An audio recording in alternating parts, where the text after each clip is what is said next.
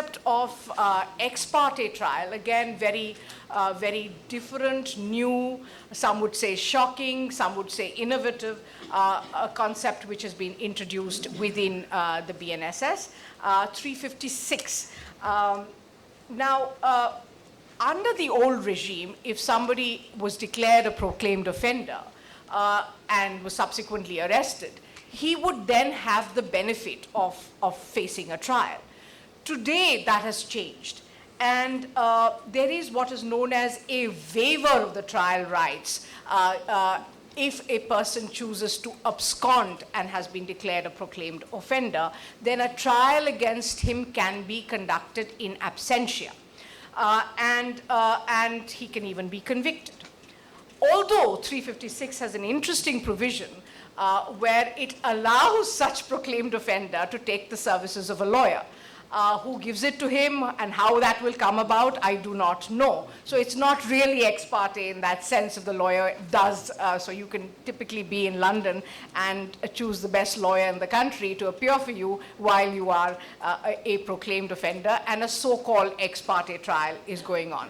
But coming back to something more fundamental, I also would urge you to look at this provision with a certain degree of circumspection, because it cannot and should never be misused. It is entirely possible that I am sitting in Delhi, have no idea that somebody has registered an FIR against me in Meghalaya, and I don't know what is happening there, and the police in Meghalaya then proceeds to file a charge sheet. I'm obviously declared a proclaimed offender, and an entire trial takes place, and I then find out that I have been convicted of an offense which perhaps I never committed, and certainly had no idea that a trial was going on. So I think we should be a little circumspect when we invoke these provisions, because they can have far-reaching impacts on person's personal liberty. The last provision I'll talk of at this stage, and then I'll hand over the mic to others, is again a very, very innovative provision. I don't quite understand why it has been introduced, but typically in complaint cases, cognizance is taken by a magistrate. The magistrate then proceeds to record the statement of the complainant and his or her witnesses. Thereafter, if under the old regime, if an inquiry had to be conducted under 202, it would be conducted. And then depending upon the robustness or otherwise of the complaint, the magistrate would invoke 203 to dismiss the complaint, or 204 to summon an accused person.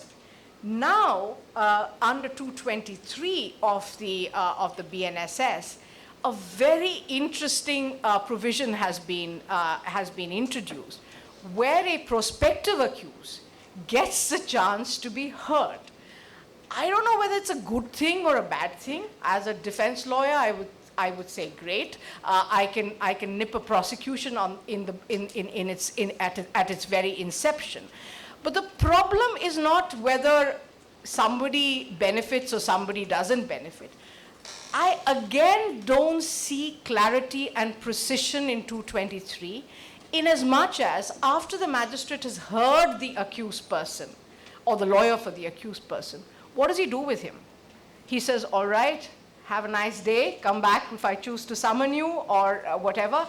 There is no clarity as to what the magistrate will do with after hearing the accused person, because then they say the evidence of the complainant will be recorded. So typically, after hearing an accused, and if a case is laid out which shows that the complaint is an absolutely frivolous or false complaint, the magistrate will not take cognizance. I suppose that's the logical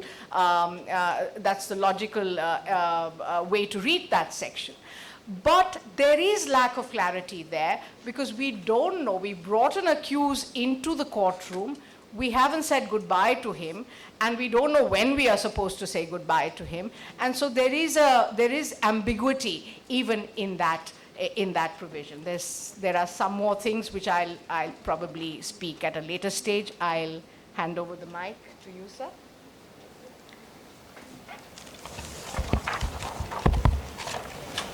Thank you, ma'am.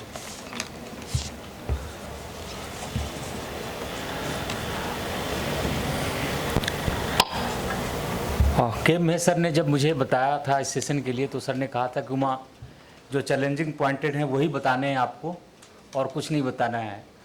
तो Mukta Gupta ma'am ने बताया, टीविका ma'am ने बताया, तो बहुत ज़्यादा बताने की बातें नहीं हैं मैम, लेकिन 2-4 चीज़ें हैं मैम जो शेयर करना चाहूँगा। जैसे मैम 0 FIR दिल्ली पुलिस के लिए अभी तो बेशक ऑफिशियली आया है, लेकिन यहाँ पहले से भी लागू था और पहले से भी 0 FIR करते थे। CCTNS में हमारा प्रोविज़न था। बाकी जैसे जब रेगुलर FIR हम करते हैं तो FIR का जो सीरियल नंबर है, यदि मान लीजिए कि कल तक हमारा FIR जो जस्ट प्रीवियस FIR 99 है, तो नेक्स्ट FIR 100 जनरेट होगा। बट यदि हम शुरू से 0 FIR पे चलते हैं तो उसका FIR नंबर ही 0 जनरेट होता है। और ऐसे केसेज में ये शुरू से प्रोविजन था दिल्ली पुलिस की तरफ से कि आप कोई फर्दर इन्वेस्टिगेशन नहीं करेंगे। जहाँ का जुडिक्शन बनता है आप जस्ट 0 FIR करेंगे, पूरा कंटेंट लिखेंगे कि ऐसे ढंग का ऑफेंस बन रहा है, इसी सेक्शन में बन रहा है, और आप वो कंसर्न पुलिस स्टेशन को कन्वे कर देंगे और फर्दर इंक्वायरी और जो भी होना है उस पुलिस स्टेशन में होना है, ना कि उस पुलिस स्टेशन में होगा जहाँ पर 0 FIR दर्ज हुआ है। कोई भी प्रोसेस नहीं करेंगे आप, इवन के स्टेटमेंट तक की बात नहीं करेंगे। मैम सिमिलरली जो दिल्ली पुलिस एकेडमी ने अभी लगभग हमने लगभग 20,000 मैम IOs को ट्रेनिंग दी, तो लगभग यही बातें कन्वे की गई हैं कि यदि कोई भी 0 FIR आता है तो आप सिर्फ FIR दर्ज करेंगे और जहां का जुडिक्शन बनता है आप उसको कन्वे कर देंगे, आप कोई भी फर्दर इन्वेस्टिगेशन नहीं करेंगे। दिल्ली के लिए तो मैम ये बात लगभग, और ये पूरी तरीके से लागू भी है मैम, लोग फॉलो भी करेंगे। अब चूँकि जब आज डिस्कशन हो रहा है तो ये सिर्फ दिल्ली का डिस्कशन नहीं है, पूरे पैन इंडिया का डिस्कशन है, तो मे भी दूसरे स्टेट में या दूसरे जगहों पे ऐसा हो सकता है जो मैम ने संभावनाएं व्यक्त की हैं। बट दिल्ली में मैम ऐसा नहीं है, जो अभी तक का हमारा ऑब्जर्वेशन है, जो ट्रेनिंग दिल्ली पुलिस एकेडमी की तरफ से दी गई है कि इस ढंग से करना है। Second ma'am similarly online FIR है, दिल्ली पुलिस के लिए भी नया नहीं है, पहले से भी प्रॉपर्टी ऑफेंसेज में खास करके जो थेफ्ट था, व्हीकल थेफ्ट था और बाद में बर्गलरी को भी जोड़ा गया था, इन सारे ऑफेंसेज में है जिसमें डायरेक्ट FIR हो जा रहा है। आप सब कुछ लिखते हैं, यदि एक्यूज नोन लिखते हैं तो फिर प्रोसेस रुक जाता है और उसके बाद वो थाने के थ्रू होता था। मैम अब यदि कोई कंप्लेन आता है तो उसे निसंदेह FIR के रूप में, ऑनलाइन FIR के रूप में कंसिडर करके, उसके कंप्लेन के रूप में कंसिडर करके उस पर FIR ऑनलाइन किया जाएगा। और प्रॉपर्टी ऑफेंसेज में तो डायरेक्ट हो रहा है, लेकिन मैम इसमें थोड़ी सी जो समस्याएं हैं कुछ, जैसे एक चीज़ है जो इनमें कहा गया है कि 3 दिन के बाद कंप्लेनेंट आके सिग्नेचर करेंगे। अभी जैसे जस्ट 1 दिन की पुरानी बात है, किसी के साथ पिक पॉकेटिंग हुई थी, नोन थे मेरे, उन्होंने बताया, मैंने कहा ऐसे करके आप FIR दर्ज कर लीजिए। उनके पास फ़ोन आया IO की तरफ से कि आप 3 दिन के अंदर आके सिग्नेचर कर लेंगे। तो वो परेशान हो रहे थे कि मुझे थाने क्यों बुलाया जा रहा है, ऑनलाइन जब ऑनलाइन FIR का प्रोविज़न है। इसमें आई थिंक कुछ और अवेयरनेस जब होगी धीरे धीरे तो और बेहतर हो जाएगा। और साथ में एक प्रॉब्लम जो रहेगी मैम इस टाइप के ऑनलाइन FIR में, कि पुलिस के साथ कई बार प्रॉब्लम होगी कि जैसे या कंप्लेनेंट और पुलिस के बीच में ये समस्या होगी कि जब वो पूरा इंग्रेडिएंट्स नहीं लिखेंगे किसी ऑफेंस का, तो पुलिस किस पे FIR करेगी। अभी जैसे क्या होता है कि जब कोई लोग आते हैं हमारे पास, कंप्लेनेंट आते हैं थाने में, तो वो अपने साथ हुई ऑफेंस को, कई बार उनके साथ चोरी होता है बट वो रॉबरी की बात करते हैं कि हमारे साथ डकैती हो गई जी। इसी ढंग से कई बार उनके साथ रियली रॉबरी हुई रहती है, वो बट स्नैचिंग की बात करते हैं या चोरी की बात करते हैं। तो यहाँ पे IO गाइड कर देता था, जो भी इंक्वायरी ऑफिसर होता था, इमरजेंसी ऑफिसर होता था, गाइड कर देता था। बट यदि अभी इस ढंग का कंप्लेन मिलेगा तो हो सकता है कि ट्रायल के दौरान कुछ प्रॉब्लम आएंगी, बिग दस्तावेज माना जाएगा, तो इस ढंग के प्रॉब्लम्स फ्यूचर में आ सकते हैं। मैम जैसा मैम ने PE की बात करी, खास करके PE में चूँकि 7 साल से कम की सज़ा की गई है, की बात की गई है, और चीटिंग सबसे मेजर चीज़ है जहाँ पे बात हो सकती है, और चीटिंग में अब यदि PE नहीं होता है तो कई प्रॉब्लम्स आएंगे इन फ्यूचर। नेक्स्ट जो चैलेंजिंग इशू है उसमें अरेस्ट है। मैम ने बिल्कुल सही बोला। अभी मैं एक आर्टिकल ही पढ़ रहा था कहीं, इंडियन एक्सप्रेस में ये आया था कि सुप्रीम कोर्ट ने कहा था कि use of handcuff is sadistic, और अब ये प्रोविजंस हैं तो पुलिस के लिए भी कई चैलेंजेस आएंगे। कहाँ जहाँ यदि कहीं पे भी यदि जुडिशियस इस्तेमाल नहीं होता है इस प्रोविज़न का तो प्रॉब्लम आएंगी। और आई थिंक लॉ तो ऑलवेज डायनेमिक चीज़ है, तो जैसा कोर्ट का फर्दर डायरेक्शन आएगा उसके हिसाब से लोग फॉलो करेंगे। एक जो प्रॉब्लम आनी है मैम या सब लोगों के लिए है कि जो हमारा सर्च और सीजर है, ऑडियो वीडियोग्राफ की बात की गई है, बहुत ही वॉल्यूमिनस डाटा बन रहा है। जैसे कई बार पूरा सर्च और सीजर का प्रोसेस 1-1 घंटा 1.5 घंटा चलता है। आप नॉर्मल भी, अभी मैं अपने ट्रेनीज़ के लिए जो DPME कोर्स ऑडियो वीडियोग्राफी का कर रहा था और इस पर जब देख रहा था, आजकल नॉर्मल हमारा फ़ोन 4K पे रिकॉर्ड करता है। यदि HD पे भी, समान HD पे भी किया जाए तो 1 घंटे की रिकॉर्डिंग 1 GB से कम की नहीं आती है। और यदि वो 4K पे हो जाए, यदि आपका सिलेक्शन, तो लगभग 24 GB के आसपास डाटा बनता है। इतना वॉल्यूमिनस डाटा संभालना बहुत आसान नहीं है लंबे समय तक, और उसमें भी हैश वैल्यू और वो सारी चीज़ें मेंटेन होनी चाहिए। दिल्ली में तो नेटवर्क तब भी अच्छा है। अभी जो NCR ने ई-साच ऐप डेवलप किया है, पहले दिल्ली पुलिस ने ई-प्रमाण ऐप किया था, बट अब चूँकि राष्ट्रीय स्तर पे ई-साच ऐप डेवलप कर दिया गया, ई-प्रमाण को ख़त्म कर दिया गया दिल्ली में, और अब ई-साच पे ही होगा। उसमें ये प्रोविज़न किया गया है कि 4-4 मिनट, चूँकि ये पॉसिबिलिटी ऑलवेज थी कि 1 GB का डाटा डाउनलोड करना तो तब भी आसान होता है, अपलोड करना बहुत टफ होता है। Upload speed normally download speed से 1/10 के आसपास अवेलेबल होता है अधिकांश जगहों पे। बहुत कम speed network ISP service provider है जो डाउनलोड स्पीड और अपलोड स्पीड एक जैसा प्रोवाइड कराता है। नॉर्मली अपलोड स्पीड कम देते हैं लोग, तो इस ढंग का प्रॉब्लम आएगा। इससे चुनौती के लिए इस साच पे ये प्रोविजन किया गया कि 4-4 मिनट में अपने आप वीडियो क्लिप कट होता जाएगा। जैसा कि आप DVR में भी देखते होंगे, जब वीडियो बनता है तो अपने आप एक छोटे छोटे समय पर स्प्लिट होता जाता है। सेम चीज़ होगा, बट इसका क्या जुडिशियल कंसिक्वेंसेस होगा जब ट्रायल होगा तो पता चलेगा, क्योंकि फिर इतने सारे प्रत्येक फाइल का हैश वैल्यू जनरेट होना और उसकी अपकीपिंग भी एक बड़ी समस्या बनेगी। साथ ही यदि पूरे देश का डाटा जनरेट होगा तो इतना बड़ा डाटा सर्वर मेंटेन करना भी अपने आप में बहुत टफ है। जैसे मैं देख रहा था कि गूगल इतना परेशान हो गया कि उसने अपना डाटा सेंटर कई जगहों पे सी बेड पे शिफ्ट किया है, ताकि उतना हीट जो जनरेट उससे निकलता है उसको वो मैनेज कर सके। तो इतना डाटा का मैनेजमेंट इतना टफ होता चला जाता है, क्योंकि सब लगभग सिलिकॉन पे होता है और उस पर टेम्परेचर बढ़ जाए तो माल फंक्शनिंग बहुत ही आसान हो जाती है। इसलिए टेम्परेचर उतना मेंटेन करना, और लंबे समय तक, चूँकि कोर्ट प्रोसीडिंग बहुत लंबे समय तक चल सकती है, अपील का भी है, तो उतने समय तक सब कुछ प्रिजर्व रखना है अपने आप में एक टफ काम होगा। हालांकि IT टेक्नोलॉजी लगातार इम्प्रूव कर रही है, समहाउ कुछ सोल्यूशन निकल जाएगा, लेकिन ये टफ होगा। सिमिलरली जो मैंडेटरी प्रोविज़न है फॉरेंसिक एक्सपर्ट का, इसमें खासकर जो 7 साल से अधिक की सज़ा है, तो जो एक सबसे बड़ा चीज़ है हमारे पास दिल्ली जैसे शहरों में जहाँ पर मोटर व्हीकल थेफ्ट बहुत अधिक है, लगभग ऑन एवरेज 1 साल का जो डाटा है वो 30,000 के आसपास है। तो यदि जो बाकी आप देखेंगे कि जो 7 साल से अधिक की सज़ा है, तो आप एक ढंग से फॉरेंसिक एक्सपर्ट की रिक्वायरमेंट जस्ट डबल हो जाती है। यदि आप उसमें सिर्फ मोटर व्हीकल थेफ्ट को जोड़ देते हैं जो कि अब 7 साल से अधिक की सज़ा है, तो इतने ज़्यादा हमें फॉरेंसिक एक्सपर्ट की ज़रूरत पड़ेगी। और सिर्फ फॉरेंसिक एक्सपर्ट को मौके पर ज़रूरत नहीं पड़ेगी। यदि फॉरेंसिक एक्सपर्ट मौके पर जाते हैं, उन्होंने कोई इंक्वायरी, उन्होंने कोई सबमिट किया है, तो स्वाभाविक से ट्रायल के दौरान उनको विटनेस के रूप में भी जाना पड़ेगा, तो उनकी व्यवस्था उधर भी होएगी। तो कई ढंग से हमारे पास फॉरेंसिक एक्सपर्ट का रिक्वायरमेंट 2 गुना नहीं कई गुना बढ़ जाएगा। तो ये एक बड़ा चैलेंज रहेगा कि इतने ज़्यादा लंबे समय में इतने लोगों की भर्ती हो जाए।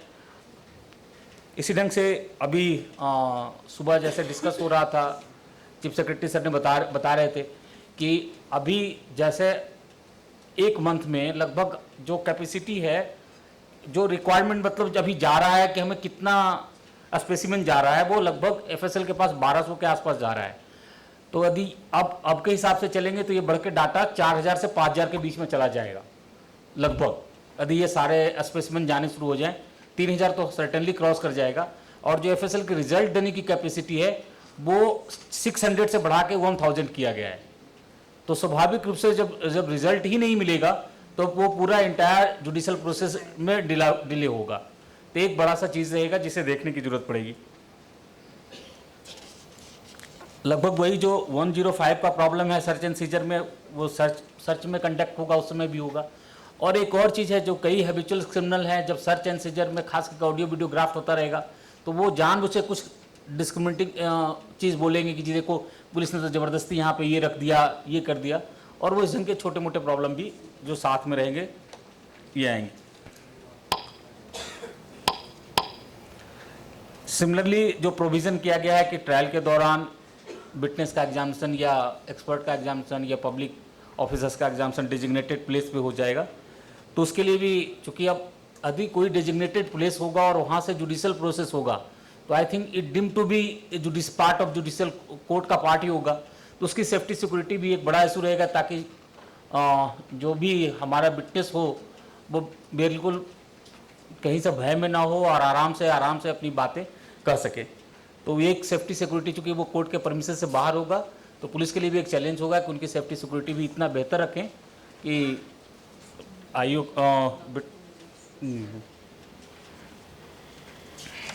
बस मैम दो ही है।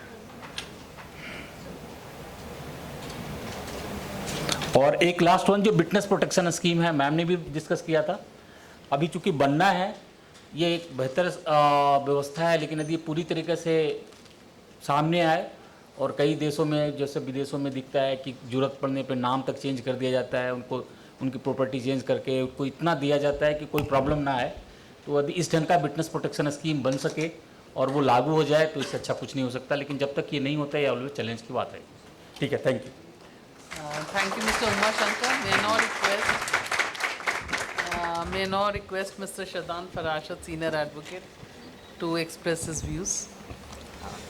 Thank you, Justice Gupta. I will keep it very short with two stalwarts on the dais, Justice Gupta and Ms. John. I thought my job has been made easy, and that has been. So what I am going to do is I am going to restrict myself to, in this BNSS, what are the provisions of digital communication which have been introduced and how they may potentially impact some of the understanding we have the law. They seem relatively innocuous. I mean, the major issues have already been flagged before you. They seem relatively innocuous, but I think there could be some issues both in terms of practical operation of these provisions on the ground, as also in terms of how they will, whether they are fully legal, constitutional, etc. So first provision which Umashankar ji also mentioned is 173. And this is equivalent to the 154 FIR. Now you have a new provision under this. I'll just quickly read it out. It says FIR is given to a charge of a police station, and if given, subclause 2 says, by electronic communication, it shall be taken on record by him on being signed within 3 days by the person giving it. So it seems to me, at least the text is indicative, that the police officer, once he receives a FIR complaint through electronic communication, will take it on record only after the authentication after 3 days. That seems to be the text. But if that's the case, then the purpose of the provision seems to me to be defeated. Because what is the purpose? I understand the purpose is to make it simpler.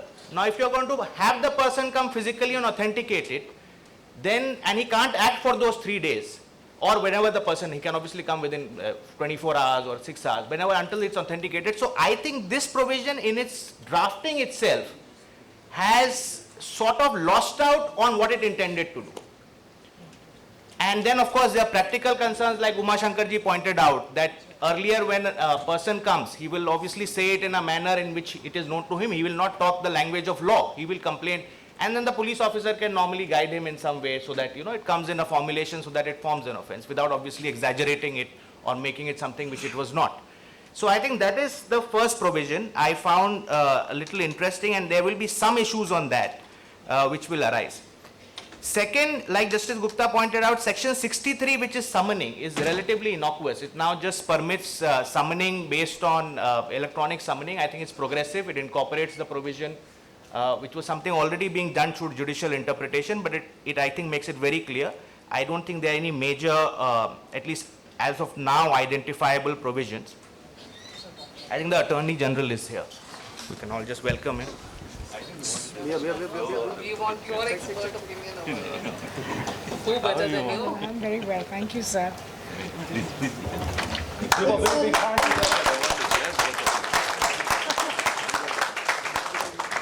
privilege to have the Honorable Attorney General of India with us. Thank you, sir. Please go ahead. Please continue. Please continue. Yes. So with the permission of the learned attorney, I'll just continue. I was just pointing out that the second provision, which is 63, is relatively innocuous because all it does is basically ensures that summoning can now be done through electronic means. Now, after that, there is a provision 530, which is really the penultimate provision of this BNSS. It's 531 sections and 530. And 530 says that now a trial, all aspects of trial, including evidence, can be done virtually. Now, of course, on the face of it, it seems relatively progressive, and we have, at least as an appellate lawyer, myself primarily, we are arguing regularly through using the virtual mode. But I think there is a fundamental distinction between evidence being taken virtually and arguing a final argument or even an interim argument virtually. And of course, it's only a permissive provision, so it does not mandate that a judge must do it. But I think this is a call which, and all of you are really, if I may say so, being born with this, these three laws. We have a little bit of a problem, all of us on the panel, because when law changes mid-career for a lawyer in terms of numbers, it's like people around you remain the same, but they are called by different names. So it is a challenge for us. I, of course, approached this with a sense of grievance in the beginning, but now I'm trying to internalize the provisions. But so all of you will have that advantage of being born with it, and therefore really you will see, because you are beginning your careers now, how this law evolves and what are the different interpretations. There will be interpretations you will take as a magistrate, which will go to the High Court and then the Supreme Court. Sometimes you will be upheld, your interpretation will be upheld, sometimes it will not be upheld. But I think on this aspect you will have to, I think, take a call as to how evidence, because I can see many challenges. Of course, if a person is not before the magistrate or the authority which is taking, you can't observe the demeanor of the witness. That is also one aspect which trial court judges are very good at. And that you can't do. Is he shaking his leg? Is he nervous while taking, while giving something, while stating a certain point? Now those things are missed out. Apart from, of course, the obvious problems such as, is he being coached? Is somebody on the other side? So how sanitized is the space from where he's sitting? I say sanitized in the sense of legally sanitized. Is that place where he's sitting, where he's deposing from? So those kind of questions, and then more infrastructure needs to be created. Will, of course, I think that will be a key question. The third provision, which is again very interesting, is section 183 of BNSS, and that is equivalent of 164. Now what it permits, the proviso of 183 permits that a person can make a